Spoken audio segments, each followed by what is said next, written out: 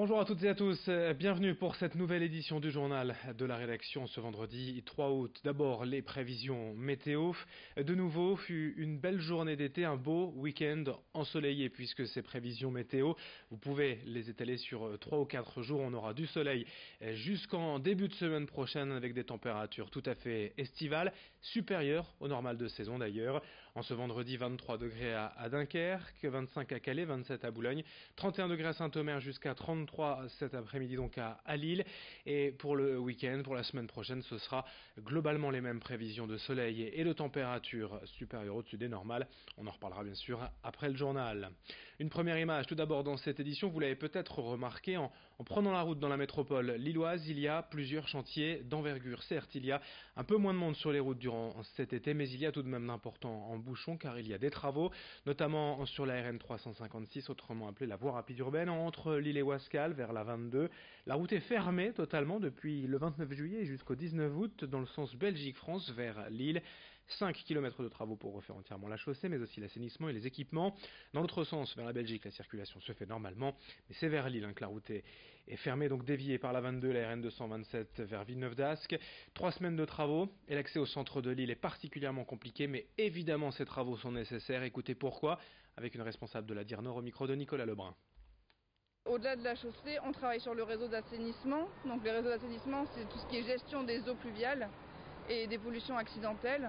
Donc on a un programme de nettoyage et de mise à niveau. Et on a aussi un programme de réparation des plaques de parement, des murs qu'on voit sur la fin de la section de la 356. On travaille aussi sur les joints de pont. On travaille sur les boucles de comptage dans la chaussée. Voilà, on a quand même pas mal de prestations différentes en fait qui sont traitées pendant ces 3 semaines.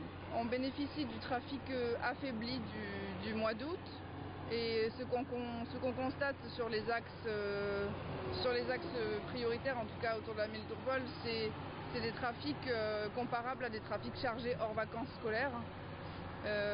Et pour l'instant, pas de points noirs, de points de congestion qui ont été remontés. Autre voie d'accès au centre de Lille est fermée actuellement et ce jusqu'au 17 août, le boulevard Carnot. Du coup, avec ces 2 voies de circulation fermées pour accéder à Lille, c'est l'ensemble du grand boulevard, les mini-tunnels de Plumarque et la Madeleine qui ralentissent chaque matin et en soirée. Un secteur, si vous voulez mon avis, à éviter. On parle de l'actualité sport avec la reprise du championnat de France de football de national ce soir. Dunkerque ayant terminé à la 9e place les saisons dernières, a pour objectif principal déjà d'assurer le maintien cette saison, puis de réévaluer ses ambitions au fur et à mesure de la saison, avec un effectif remanié dans sa grande majorité, 80% de nouveaux joueurs. L'entraîneur Benjamin Rytlewski veut avant tout trouver de la cohésion dans son collectif. Cette première rencontre contre l'équipe d'Avranches, un promu, a déjà tout du match test. L'an passé, les écarts au classement étaient si faibles que tous les points comptent pour réussir une belle saison. Écoutez ainsi le défenseur central dunkerquois Jérémy Huisman au micro de Corentin Escaillé. On fait un cycle l'année dernière, donc il y a beaucoup de nouveaux joueurs qui sont arrivés. Après, les coachs ont fait un recrutement intelligent, ils ont pris des bons mecs et des mecs qui ont beaucoup d'expérience. Je pense que c'est super important pour le championnat national. C'est un championnat qui se gagne sur des détails, tous les matchs, ça se joue vraiment à rien. On voit jusqu'au mois d'avril qu'entre le premier relégable et le premier qui monte, il y a 5-6 points grand maximum depuis 2-3 saisons. Donc c'est super important d'avoir de l'expérience pour glaner ces petits points, tous ces 2-3 matchs pour bien se placer au classement.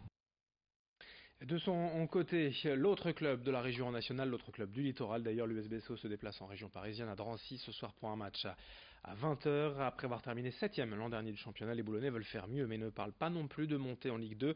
Cet été, Boulogne a remanié son effectif, notamment suite à plusieurs départs et quelques arrivées. Ces dernières semaines, l'USBCO a plutôt bien négocié certains de ses matchs amicaux avec par exemple une victoire probante contre un club de Ligue 1, Amiens, 3-1. On écoute l'entraîneur boulonnais Olivier Frappoli au micro de Marine Kijek. C'est une équipe qui est promue, donc qui a une dynamique, qui a une stabilité que l'on n'a pas. Il y a un truc qu'on ne peut pas acheter dans la vie, et c'est encore plus vrai dans le sport, c'est le temps. Donc eux, ils ont pour eux le temps, la stabilité, la dynamique. Ils sont sortis d'un groupe de CFA qui était très très relevé, et ils sont sortis parce qu'ils avaient une très grosse solidité, notamment à domicile. C'est une équipe qui prend très peu de buts et qui met beaucoup d'agressivité, beaucoup d'énergie dans son jeu. Donc ça sera déjà un test sur ce premier déplacement.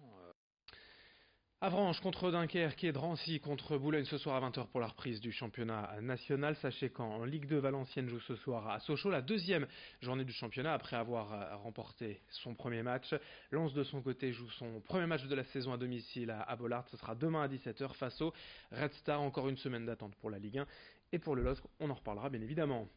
Dans le reste de cette édition, à présent notre série de l'été, chaque vendredi en fin de semaine, on profite justement du week-end à venir pour découvrir une recette de cocktail sans alcool avec le bar Le Joker à Lille qui nous a accueillis pour une recette mise en image par Xavier Silly.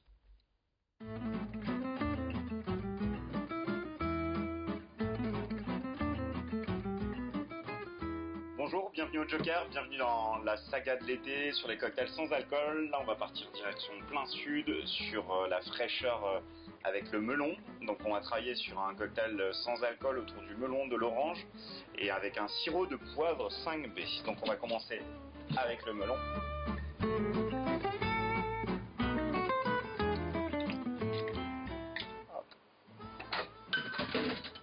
On va mettre de la bergamote pour aller chercher de la fraîcheur. Le sirop de poivre 5B. Et on va donner un peu de longueur avec du orange frais.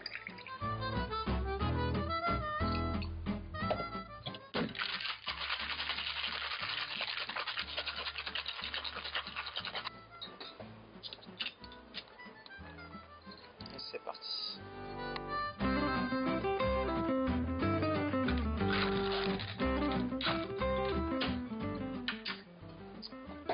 Comme on est avec du melon de Quercy en mode IGP, on va rester sur bleu, blanc, rouge bien foncé. Et en décoration, on va avoir quelques tranches de melon bien fraîches. Pour rappeler le sirop de poivre, quelques grains de baie rose. Bonne dégustation.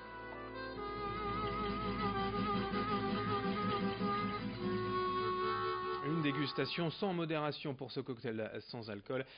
Très belle suite pour vous. Très bonne continuation en notre compagnie. Des infos, des images tous les quarts d'heure. Merci de votre fidélité.